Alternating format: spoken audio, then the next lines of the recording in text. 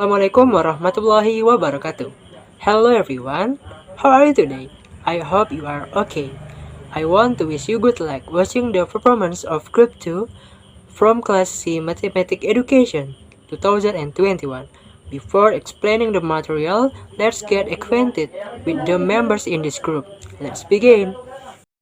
Hello everyone, let me introduce myself. My name is Gita Ramatika, you can call me Gita. My student ID is 21029083. I will explain the material about present progressive. Hello, allow me to introduce myself. My name is Hidayatul Safira, you can call me Fira, NIM 21029155. I will explain the material about stative verbs and using expression place with the progressive verbs. Hi everyone, let me introduce myself. My name is Hafiz Mardian. You can call me Hafiz. My student number is 21029159. Okay, I will explain about is, are, being plus adjective. Okay. Hello everyone, let me introduce myself. My name is Maharani Daswara Putri. You can call me Rani. My student ID is 21029023. I will explain about the regular and irregular verb as well as past progressive material. Hello everyone, my name is Marsa Habiba. You can call me Marsa. My student ID is 21029091. I will relate the matter about pronunciation of ed endings. Hi, my name is Muhammad Ilham Adia. You can call me Ilham with NIM 21029163.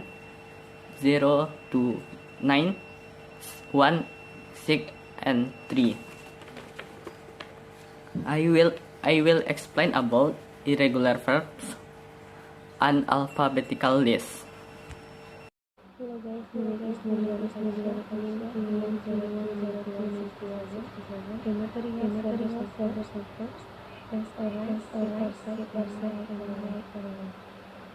Hi, my name is Nashwa Sapido. You can call me Nashwa, and my student ID number is 21029194. And I will convey material about the simple past. Hi, let's go to the first material about the simple present by Hazim Saputra Filiareza. The simple present has two functions, namely general truth and habitual action. Artinya, general truth itu menyatakan sebuah fakta, sedangkan habitual action menyatakan aktivitas yang dilakukan sehari-hari. Simple present tense is the most basic tenses among other tenses. Maksudnya adalah simple present merupakan tenses yang paling dasar di antara contoh-contoh tenses yang ada. Misal, present perfect tense, present continuous, dan lain-lain. Then, we go into the simple present formula. There are three kinds of formulas that we must remember, including positive sentence, negative sentence, and interrogative sentence. Maksudnya ada 3 rumus yang harus kita ingat, yaitu kalimat positif, kalimat negatif, dan kalimat tanya. Baik, yang pertama kita akan membahas tentang positive sentence atau kalimat positif, di mana formulanya adalah subject plus verb 1 atau kata kerja pertama dan object. Nah, contohnya adalah you play football, kamu bermain sepak bola. Kemudian she plays badminton, dia bermain bulu tangkis. Nah, ada terjadi perbedaan di antara dua kalimat ini pada kata kerja play dan plays. Nanti kita akan bahas setelah kalimat tanya. Kita masuk ke formula yang kedua, yaitu negative sentence atau kalimat negatif. Formulanya adalah subject plus do not or does not plus verb 1 plus object. Contohnya, she does not sit on the chair. Dia tidak duduk di kursi itu. Lanjut ke bagian interrogative sentence atau kalimat tanya. Nah, formula dalam interrogative sentence ini ada dua, yaitu kalimat tanya positif dan kalimat tanya negatif. Untuk kalimat tanya positif itu berbentuk do or does plus subject plus verb 1 plus object. Sedangkan kalimat tanya negatif do not or does not plus subject plus verb 1 plus object. Contoh kalimatnya adalah do you believe me? Dan don't you know him? Sebagai catatan tambahan, pada kalimat positif tadi ada perbedaan kata kerja. Nah, s or is used by she, he, it, noun in positive sentence. Jadi kata kerja yang berakhiran ss, sh, ch, x, dan o itu akan ditambah s. Kita lihat contoh. Mr. Reza misses his father. My mother washes the dish. Next, kata kerja yang berakhiran y akan diubah menjadi i dan ditambah es. Kita ambil contoh fly and dry. The bird flies on the sky. He tries to know about mathematics. Selanjutnya, vokal plus y akan ditambah s, contohnya play. He plays football. Perlu diingat, penambahan s atau s ini berlaku hanya pada she, he, it, atau noun pada kalimat positif. Okay, the next material will be delivered by Gita Rahmatika. Present progressive. The present progressive tense is used for an ongoing action in the present. For example, John is baking a cake. They are painting the vase. Even though it is a present tense, the present progressive tense can also be used to describe an activity that is going to happen in the future, especially for planned activities. For example, we are moving to New Zealand in summer. The train is arriving in 2 minutes. Jadi present progressive ini sama dengan present continuous tense, yang artinya kegiatan yang dijelaskan di tenses ini adalah kegiatan yang sedang berlangsung atau yang sedang terjadi. Selain itu, present progressive atau present continuous tense ini bisa digunakan untuk menjelaskan kegiatan yang akan terjadi di masa yang akan datang. The present progressive tense is formatted like this. Jadi untuk rumusnya bagaimana cara present progressive itu dibuat? Yang pertama ada kalimat positif. Kalimat positif yang digunakan itu pasti yang pertama itu pasti subjek, lalu ada predikat atau to be-nya.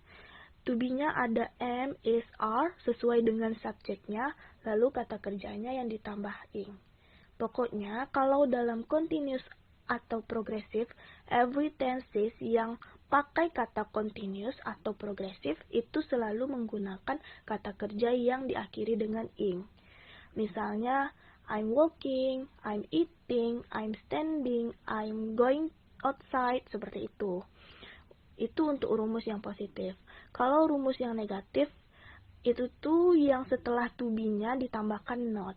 Jadi yang pertama subject plus be, am, is, or are, plus not, lalu verb yang ditambah ing. Kalau kalimat interrogatifnya, be yang pertama, lalu subject, lalu verb tambah ing. Example, contohnya ada pada kalimat positif, Caroline is looking for the latest brochure. Pada kalimat negatif, Caroline is not looking for the latest brochure. Pada kalimat interrogatif, is Caroline looking for the latest brochure? Okay, I will explain about stative verbs. Sebelum kita mempelajari apa itu stative verbs, pertama kita harus tahu dulu verb itu apa. Seperti yang telah kita ketahui, verb adalah kata kerja. Tetapi kata kerja ini memiliki dua bentuk. Yang pertama ada action, yang kedua ada condition atau situation. Yang pertama, action. Action adalah sebuah bentuk verb yang pergerakannya itu tampak oleh mata. Contohnya ada walk, berjalan, write, menulis, run, cry, etc. Yang kedua ada condition atau situation, di mana verb itu tidak tampak oleh mata pergerakannya. Contohnya ada understand, know, believe, etc. Stative verbs is a mental state that can be start or end whenever you want. Stative verbs ini adalah sebuah ungkapan mental atau perasaan yang tidak bisa dimulai atau tidak bisa diakhiri kapanpun kamu mau. There are some verbs that are not normally used in progressive or continuous. It's called stative verbs. Jadi, ada beberapa verb yang tidak umum digunakan dalam progressive atau continuous atau dalam arti sedang.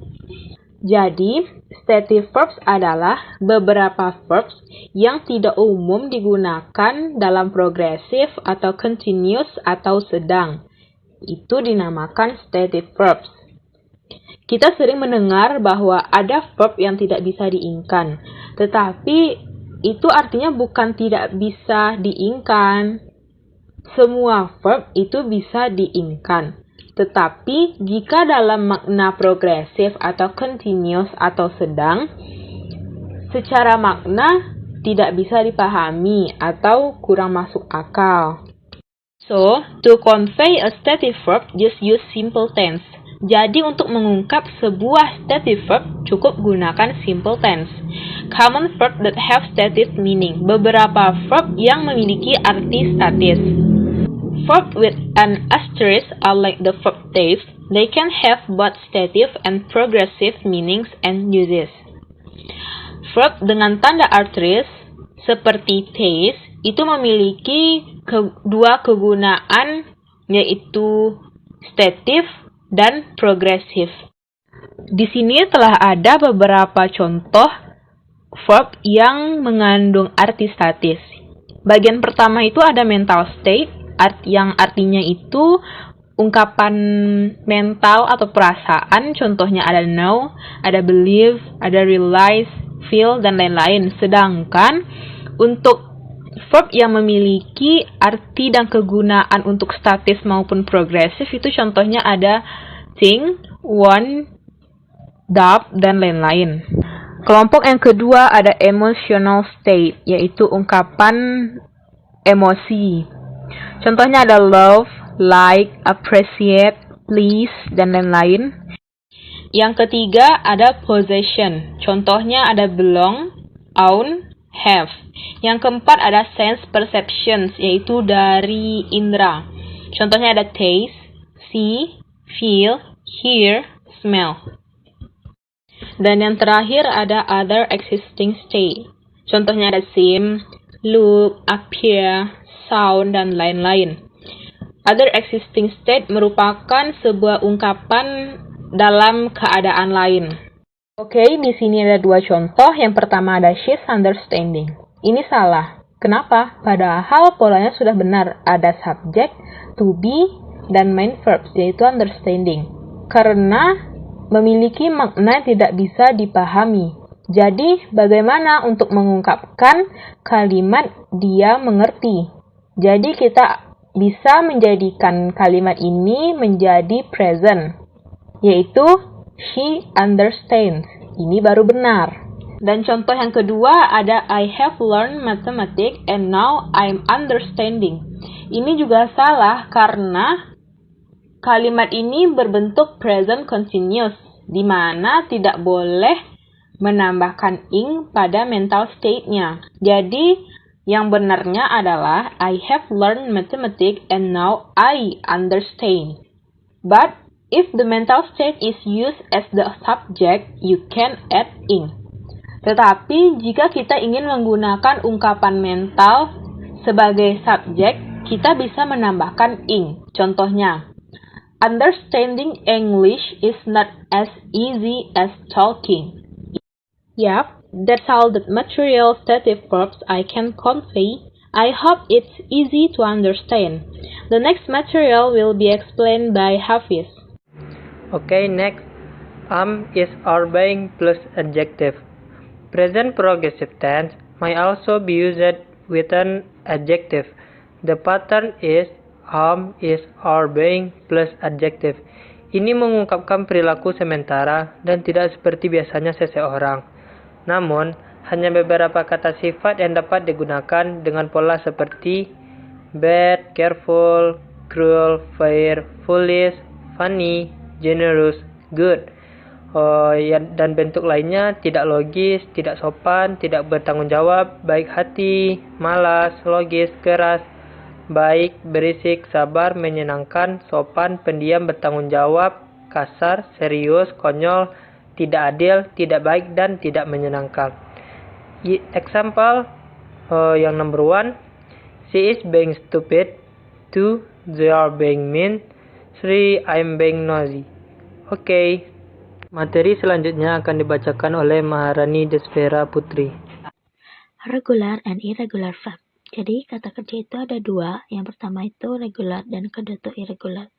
Regular verb adalah kata kerja beraturan. Kata kerja yang akhiran katanya ditambah ed untuk kata kerja bentuk kedua dan kata kerja bentuk ketiga. Ini kita bisa lihat dari contoh di bawah ini, bagian ini. Yang pertama itu ada help untuk kata kerja bentuk pertamanya. Untuk kata kerja bentuk keduanya help. Dan untuk kata kerja bentuk ketiganya adalah help. Jadi dapat kita lihat kata kerja bentuk kedua dan kata kerja bentuk ketiga itu sama. Contoh kedua ada look. Untuk kata kerja keduanya ada look. Untuk kata kerja ketiganya ada look. Yang ketiga ada close. Untuk kata kerja keduanya ada close. Untuk kata kerja ketiganya ada close. Itu juga dengan smoke. Untuk kata kerja bentuk keduanya ada smoke. Dan sama kata kerja ketiganya juga smoke. Yang keempat ada wait. Kata kerja keduanya ada waited. Kata kerja ketiganya ada wait. Keempat ada walk. Untuk kata kerja bentuk keduanya ada walk. Untuk kata kerja ketiganya ada walk. Yang terakhir ada back. Untuk kata kerja keduanya ada back. Untuk kata kerja ketiganya ada back. Untuk contoh penggunaan kalimatnya bisa kita lihat. Yang pertama yaitu Rosa helped the kitten yesterday in road. Sedangkan untuk contoh keduanya, I baked a banana cake last night. Selanjutnya, kita masuk ke irregular verb. Irregular verb adalah kata kerja tak beraturan. Maksudnya, kata kerja bentuk pertama, kata kerja bentuk kedua, dan kata kerja bentuk ketiganya itu berbeda. Jadi tidak sama ya. Ini bisa kita lihat dari contoh bagian di bawah ini. Yang pertama itu ada go untuk kata kerja bentuk pertama. Sedangkan untuk kata kerja bentuk keduanya itu ada when. Dan untuk kata kerja ketiganya itu ada gone. Go, when, gone. Itu berbeda untuk pengucapan dan tulisannya. Yang kedua ada drink. Untuk kata kerja keduanya ada drank. Sedangkan untuk kata kerja ketiganya ada drunk. Drink, drank, drunk. Itu juga berbeda. Contoh yang ketiga itu ada eat untuk kata kerja bentuk pertamanya, sedangkan untuk kata kerja bentuk keduanya adalah ate, dan untuk kata kerja ketiganya ada eaten. Yang keempat ada sing. Untuk kata kerja pertamanya, kata kerja keduanya adalah sang, dan untuk kata kerja ketiganya adalah sang. Sing, sang, sang. Jelaskan perbedaannya. Terus ada swim untuk kata kerja pertama. Untuk kata kerja kedua ada swam, dan untuk kata kerja ketiga adalah swam. Swim, swam, swam. Dan yang terakhir itu adalah speak untuk kata kerja pertama. Untuk kata kerja keduanya ada spoke, dan untuk kata kerja ketiganya ada spoken. Oke, selanjutnya itu ada contohnya atau example untuk penggunaan kata kerja tak beraturan ini atau irregular verb. Yang pertama itu, I sang a song from Raisa last week in the class. Contoh yang kedua, they ate rendang in my uncle's party last night. Okay, that's all the materials. I hope you are enjoy and understand about my explanation. The next material will present by Marsha Habibah. Today, we are going to learn about the correct pronunciations of ed at the end of words. There are regular verbs in the past tense.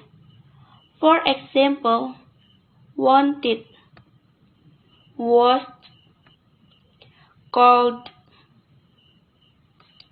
There are regular past participles. For example, needed, looked, cleaned. And there are also many adjectives that end in ed. For example, infected, relaxed, closed. Bagaimana cara kita melafalkan ed dengan 3 cara yang berbeda? Kita lihat pada kolom pertama. Cara pelafalan id-nya seperti wanted, needed, infected. Pada kolom kedua, pelafalan id seperti watched, looked, relaxed. Pada kolom ketiga, pelafalan id seperti cold, cleaned, closed. Mengapa kita melafalkan id di akhir kalimat menggunakan 3 cara yang berbeda? Sebelumnya, kita harus tahu perbedaan antara voice sound and voiceless sound. Voice sound, dalam melafalkan bunyinya, tenggorokan kita bergetar. Contohnya seperti kita melafalkan huruf N. Bunyinya seperti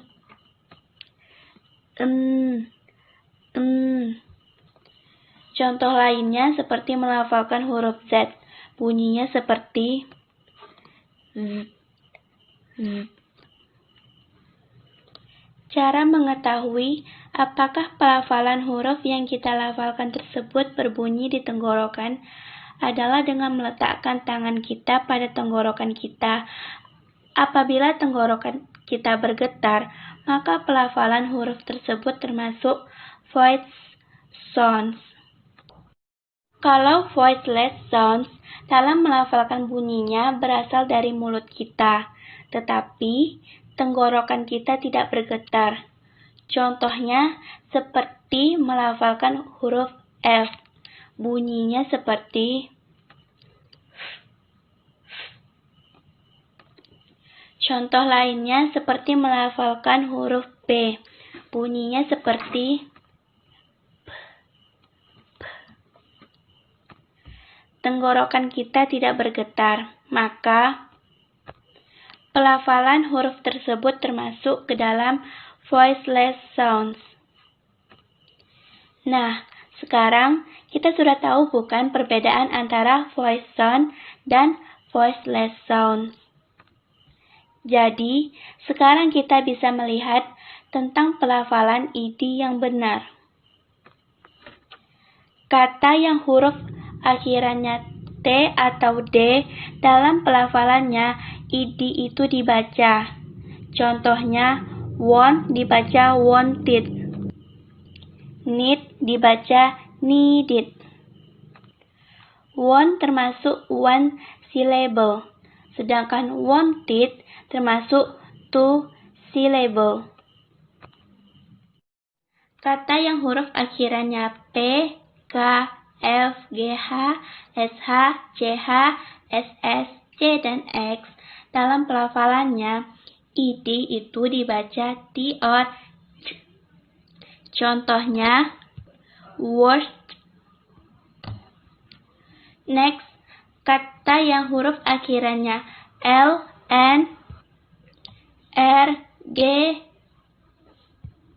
V, S, Z, B, dan M, dalam pelafalannya id itu dibaca D.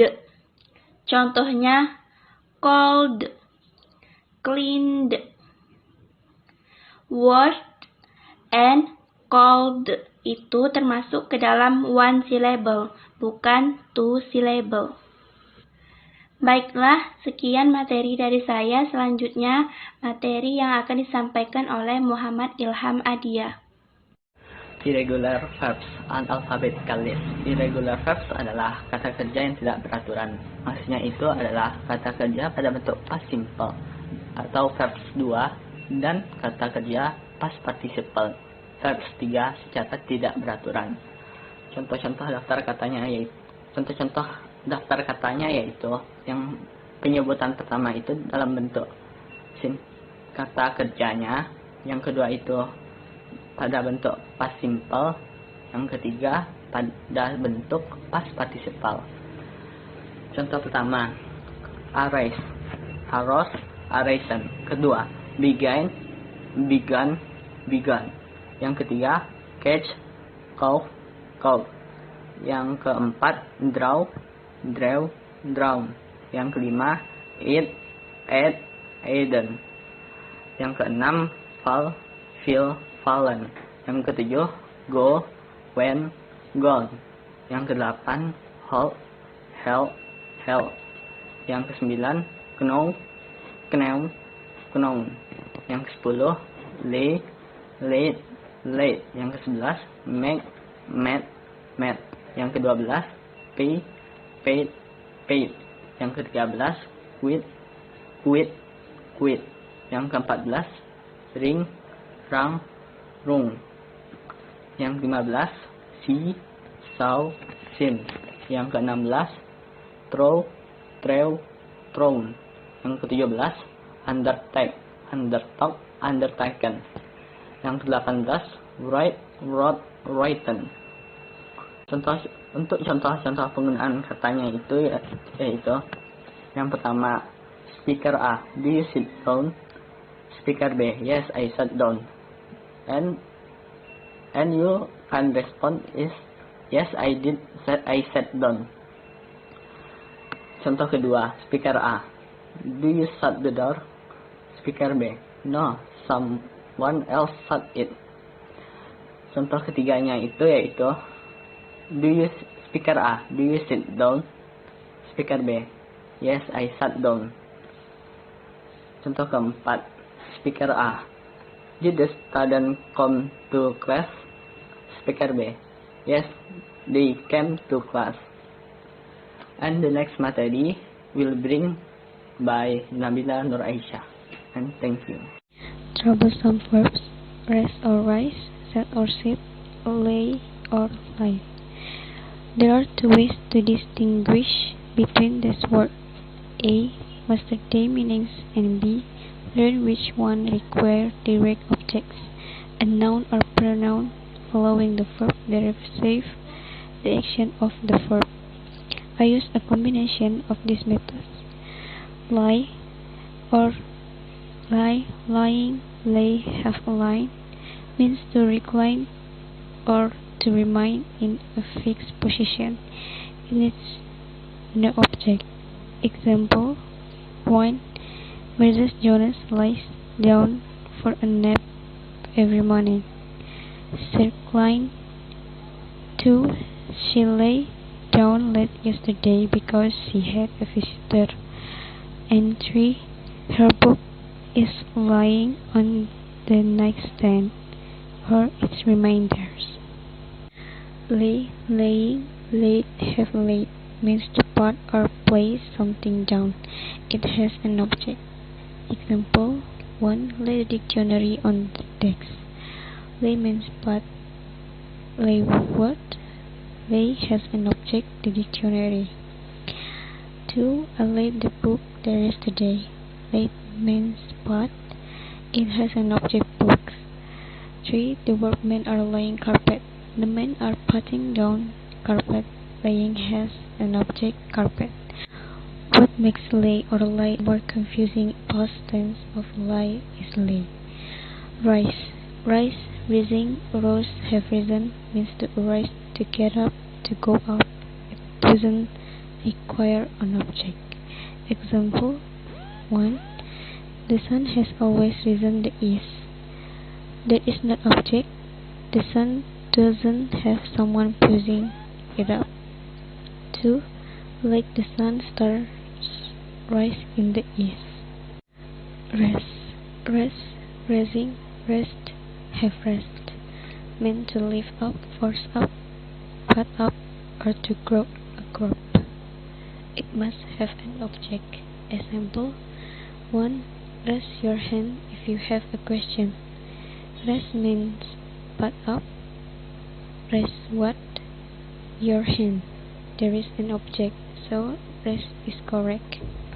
2. I raised the window yesterday to air out the house.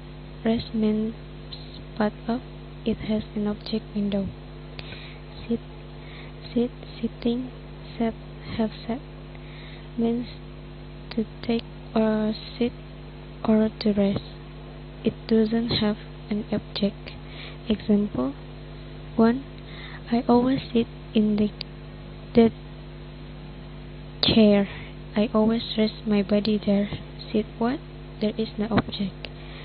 2. I say by the way windows for hours. I keep my body there. Set has no object. Set, setting, have set means to place, to put, or to decide upon something. It requires an object. Example 1. Joan set the vase on the table. She put the vase on the table. Set what? The vase. Set has an object. 2. Tom set the toolbox on the shelf. Set means what? There is an object, the toolbox. Lay, rest, and set require object to receive their action. If a noun immediately follow the verb and receive its action, these are the correct choice. In addition, they each involve someone or something, putting something. If you remember this, these troublesome words will be problems no longer. Simple past. The simple past is a verb tense that I use to talk about things that happened or existed before now. Imagine someone asks about your brother Wolfgang did while he was in town last weekend. The simple past indicates then that an activity or situation began and at a particular time in the past. Example, I walked to school yesterday. John lived in Paris for 10 years, but now he lives in Rome. I bought a new car 3 days ago. With regular verbs, we use the verb plus ed to form the simple past. The verb form is the same for all subjects. For example, the simple past of the verb watch is watched. With irregular verbs, the verbs change into a different form. We do not use ed. If a sentence contains when and has the simple past in both clauses, the action in the when clause happens first. In first, the rain began, and second, she stood under a tree. Rita stood under a tree when it began to rain. When Mrs. Chu heard a strange noise, she got up to investigate. When I dropped my cup, the coffee spilled on my lap. The verb form is the same for all subjects. For example, the simple past form the verb eat is ate. Be verb. Be is the only simple past verb that change forms first. Different subject. The two simple past form of the verb be are was and were. And materi 2:10 akan disampaikan oleh Maharani Desvera Putri. Past progressive. Past progressive digunakan untuk menunjukkan suatu kejadian yang sedang terjadi di masa lalu. Jadi maksudnya past progressive ini kita gunakan kayak suatu kegiatan, sesuatu hal yang sedang terjadi di masa lalu atau masa lampau. Sesuatu yang terjadi, yang sedang terjadi di masa lalu, bukan masa sekarang. Jadi untuk penggunaannya atau rumusnya, yang pertama itu kalimat positif.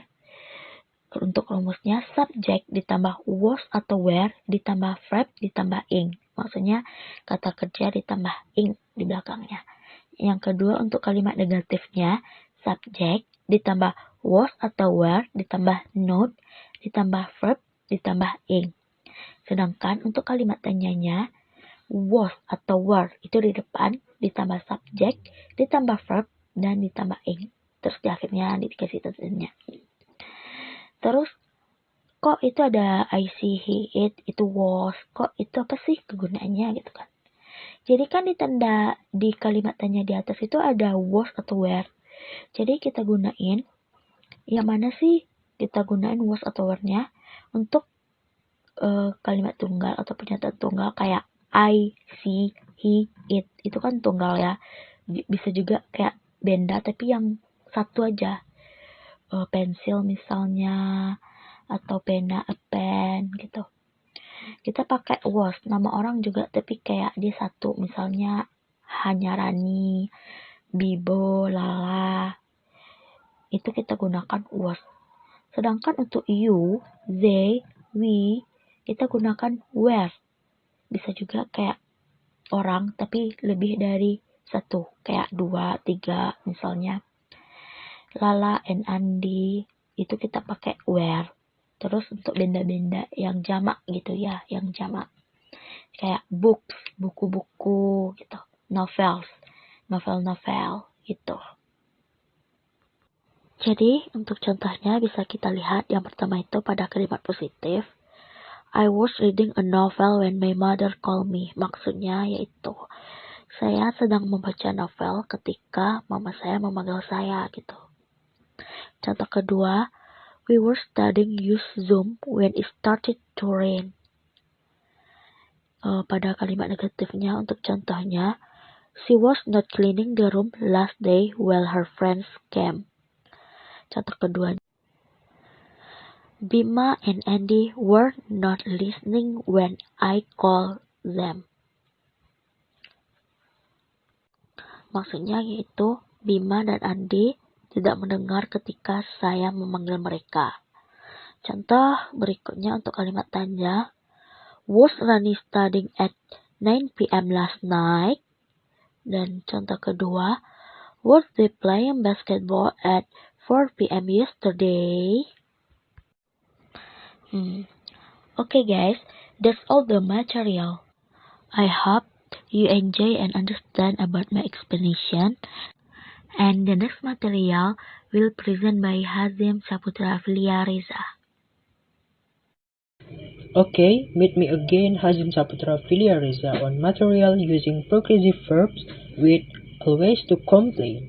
Kita masuk ke bentuk formula, yaitu subject plus to be plus always plus verb plus complement or adverb, di mana to be di sini adalah is, am, are, dan verbnya itu kita tambah ing.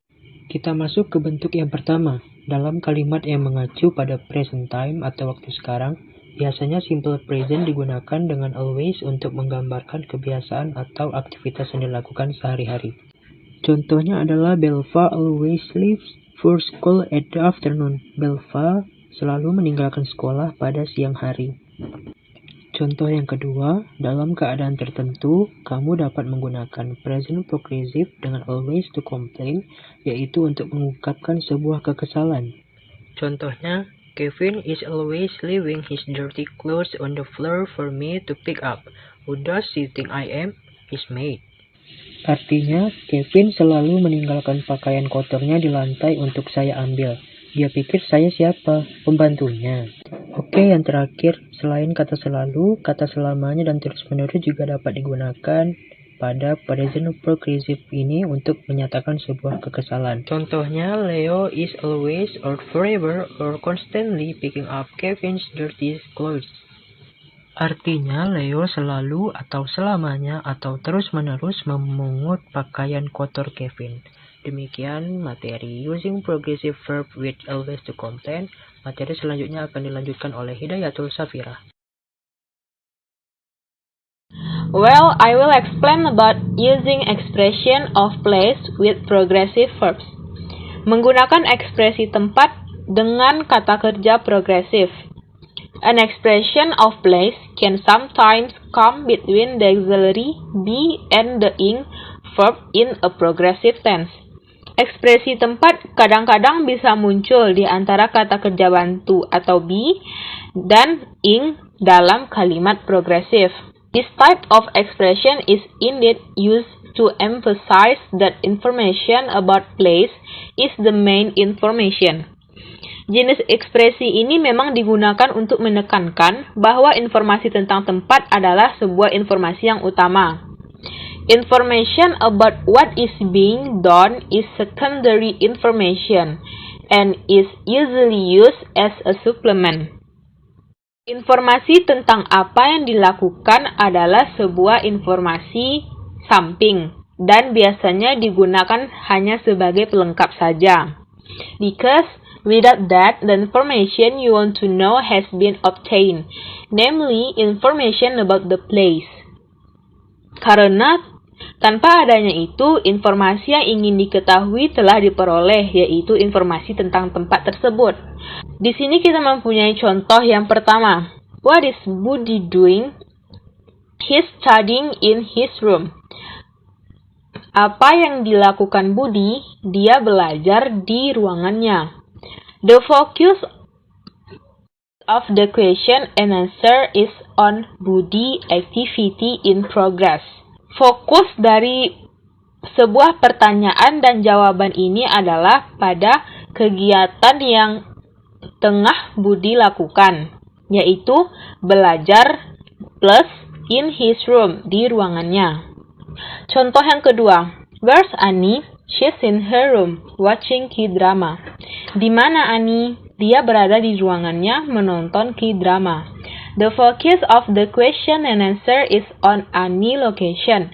Fokus utama dari pertanyaan dan jawaban di atas adalah lokasi daripada Annie, yaitu lokasinya in her room, di ruangannya. Sedangkan apa yang Annie lakukan adalah watching K-drama yang merupakan informasi pelengkap.